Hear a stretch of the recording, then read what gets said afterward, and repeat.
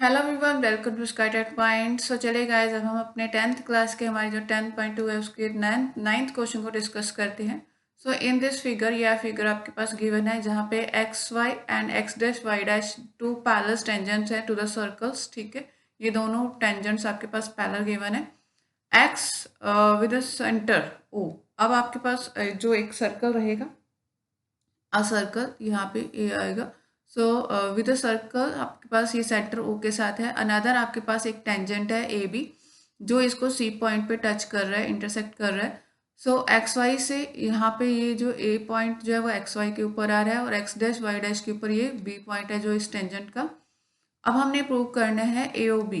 A O B that means आपके पास ये वाला जो एंगल है ये कितना 90 डिग्री है। तो उससे पहले हम क्या करते हैं, अपनी कंस्ट्रक्शन करते हैं, यहाँ से हम मैच करते हैं ओ सी को। तो यहाँ हमारी जो कंस्ट्रक्शन रहेगी, ठीक है, कंस्ट्रक्शन में हमने क्या किया है, मेट पॉइंट ओ एंड सी। सो अब हम बात करते हैं अपने प्रूफ के ऊपर चलते हैं। तो हम पहले क्या करते हैं, जो आपके पास ट्रायंगल है that is P O A and another one हमारे पास जो ट्रायंगल रहेगी दैट इज ए ओ सी।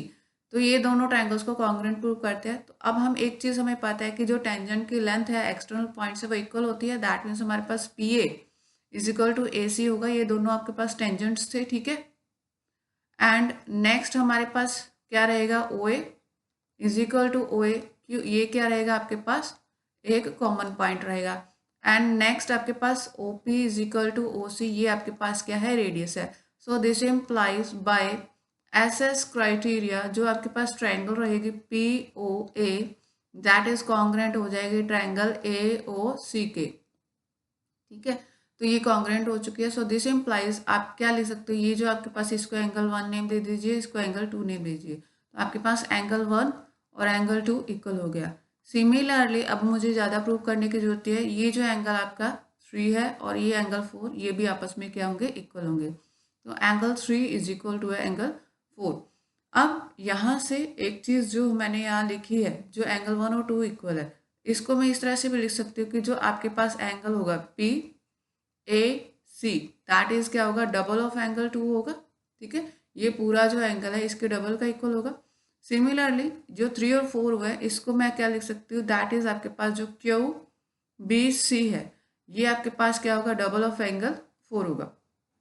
अब यहाँ से एक चीज़ हमें पता है कि ये ट्रांसवर्सल लाइन है और ये दो पैरेलल लाइन है, तो आपके पास इन दोनों एंगल्स का सम कितना होगा, 180 होगा। दैट मीन्स एंगल जो पी ए सी है that is equal to and plus angle जो क्यू बी सी है, इनका सम कितना है, 180।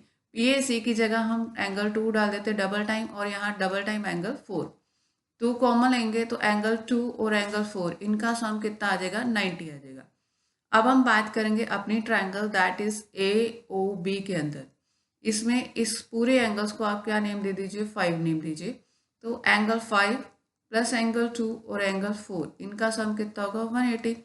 एंगल 5 देखो इन दोनों का सम 90 था, 90 उधर 180 में से माइनस कर देंगे, आपके पास कितना आ जाएगा, 90। अब एंगल 5 का नेम एग्जैक्टली हम क्या ले सकते हैं, ए ओ बी। इसी को 90 प्रूव करना था, तो दिस इम्प्लाइज हमने अपना ये चीज़ प्रूव कर दी है। तो चलिए गाइस, मिलते हैं अपनी नेक्स्ट वीडियो में। Thank you so much.